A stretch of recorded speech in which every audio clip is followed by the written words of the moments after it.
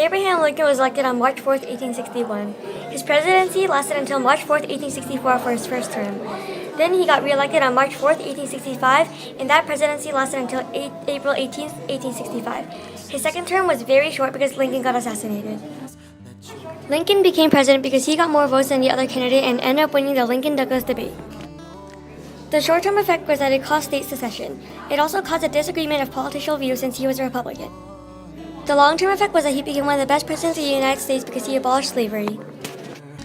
On a magic carpet ride. The Compromise of 1850 was a series of bills to keep the amount of slavery between the North and South balanced. 5 bills were introduced in the Compromise of 1850. The first one is that California was entered as a free state. The second bill was that New Mexico and Utah were allowed to use their popular sovereignty to decide on slavery.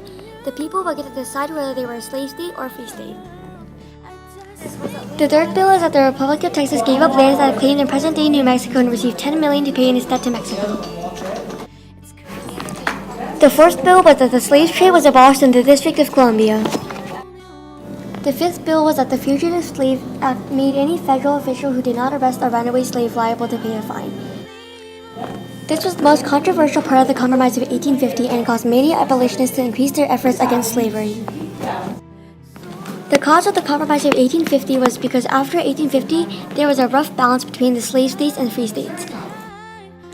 Missouri was joined as a free state that would have things tilted strongly towards the free states. The compromise kept the balance while assuring western states would mostly be free.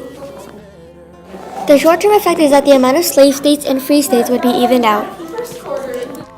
The long-term effect was that the northern states found that it was unfair that the South had free labor and the North didn't, and that led to the Civil War.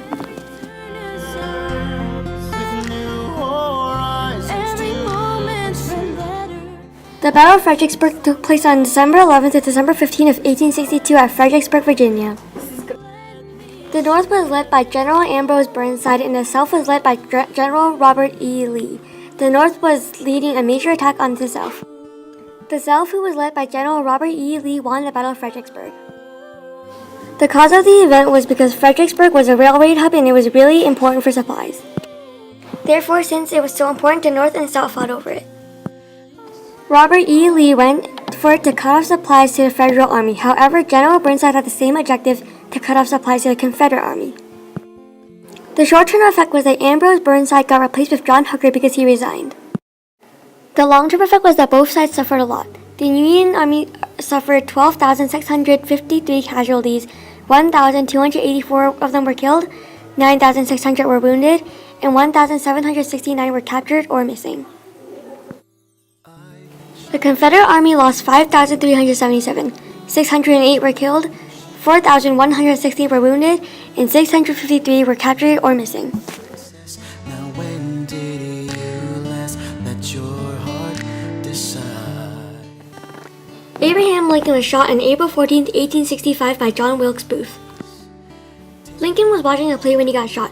When there was a funny part in the play, everyone laughed really loud, and that's when Booth had the chance to shoot Lincoln. The reason why John Booth shot Abraham Lincoln was because he was a Confederate sympathizer, which means that he believed that he was doing what's right and he thought he was helping everyone. In order to help everyone, he shot President Lincoln. The short-term effect was that the South was very happy and satisfied because Lincoln took their slaves away. They must have been very angry at him so they wouldn't be upset when he dies. Another short-term effect was that since Lincoln died, Andrew Johnson, his vice president, becomes the 17th president of the United States. The long-term effect is that people around the United States remember Lincoln as one of the best presidents of the United States for freeing slavery.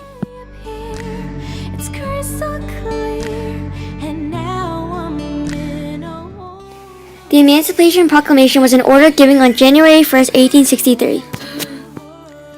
It was an order that would help free the slaves, but only 50,000 of the 4 million slaves were freed. In order to punish the South, it only freed the slaves that were rebelling against the Union. The cause of the Emancipation Proclamation was because the Union's hope in winning the war kind of faded away. They needed a new idea, and that new idea was to free the slaves. The U.S. had prevented freeing the slaves before because there were 5 slave states that were loyal to the Union but also against abolishing slavery. Abolishing slavery for all slave states meant that they would have to punish those 5 loyal states too, and that was something that they did not want to do. Then Lincoln had an idea to free only the slaves that were part of the Confederacy. That way the loyal slaveholders will not be affected. The short-term effect is that it threatened and punished the Confederacy for rebelling against the Union. The long-term effect is that it led to the 13th Amendment, which freed slavery.